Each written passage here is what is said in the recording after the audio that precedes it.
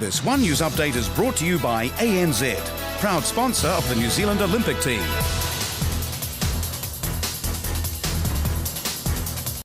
The New Zealand government's reached a compensation deal with the owners of the Rena, which ran aground in the Bay of Plenty a year ago.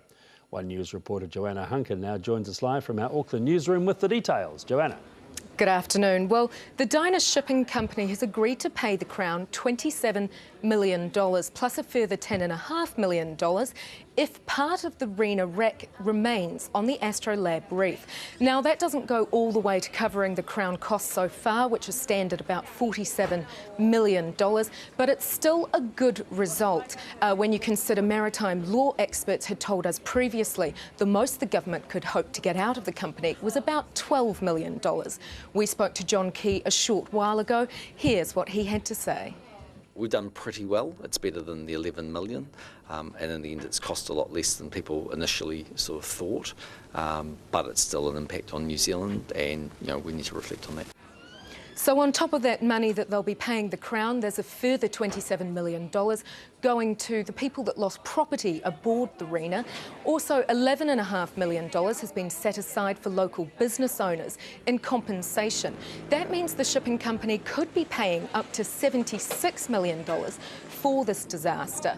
But locals are still unhappy about today's news, particularly that point that part of the wreck may actually remain on site on the Astrolabe Reef. I spoke to the Mayor of Tauranga earlier this morning, and he said opinions divided in the city. Some people think it could be a diving attraction, but many people just want it completely gone. They want no remaining trace of this unhappy disaster. All right, thank you. That's Joanna Hunkin reporting. This One News update is brought to you by ANZ, proud sponsor of the New Zealand Olympic team. One News update is brought to you by ANZ, proud sponsor of the New Zealand Olympic team.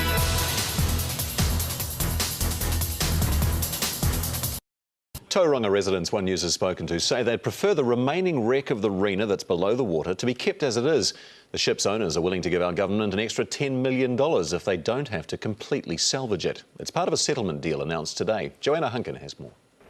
They've spent millions on the salvage operation. Now the Greek owners of the Rena will pay the government $27 million towards the clean-up cost. But that's $20 million less than the government's already spent on the disaster. Would have preferred to get all of the money back, but this was a negotiation. The owners have stepped up and they've taken the whole thing very seriously. Also on offer, a further $10.5 million if part of the wreck remains underwater on the Astrolabe Reef. They'll likely save money on the salvage costs, so they're happy to share some of that with New Zealand, as it were. There's no guarantee that they will follow through on that process. If they don't, then they simply have to remove the whole thing. Legally, the company's only liable for around $11 million, so the government says the deal's a good result. No one ever expected this would happen, no one wants it to have happened, but I do think in a clean-up sense the owners and the insurers of the owner have acted very responsibly. The company's already set aside $27 million for people who lost property aboard the Rena, plus a further $11.5 million to compensate local business owners. Add to that today's settlement, plus the possible $10.5 million for leaving the wreck in place, and the owners could be out of pocket up to $76 million. But while a decision on the wreck's still to be made, locals know what they want. Yeah, I'd like it to stay there. It could be a great tourist attraction. I think it could make a good marine reserve. I've certainly seen a video of the stern section, and it's truly wedged there and it's starting to form itself around the reef itself. So if the decision was made to remove it, it'd be quite a lengthy and expensive exercise. More expensive than the $10 million to leave it be. Joanna Hunkin, One News. This One News update is brought to you by ANZ, proud sponsor of the New Zealand Olympic team.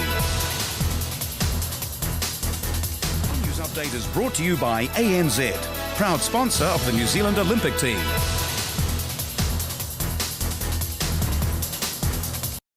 Maori on neighbouring Motiti Island say all the Rena wreckage needs to be removed from the Astrolabe Reef so their island can get back to its pristine state. Motiti is less than 10 kilometres from where the container vessel grounded, and residents say its coastline remains polluted. Some of the seafood, or kaimoana, still can't be eaten. Take the Rena and take the wreck in all its entirety away. and then we will see some changes to the moana and the kaimoana. But Dana Shipping could still apply for resource consent to leave a portion of the ship where it is. Now, updating exactly where the salvage operation's at, let's take a look at the numbers. About 600 tonnes of steel has been removed from the wreck. That's around 35% of the total weight to be salvaged. Of the 1,368 containers on board when it grounded, 996 have been recovered. Roughly 250 remain below decks in the bow. It's unknown how many are in the stern or lost at sea. More than 1,700 tonnes of oil was on the ship. 1,300 tonnes has been recovered. Just over 1,000 tonnes of waste has been collected from the beaches.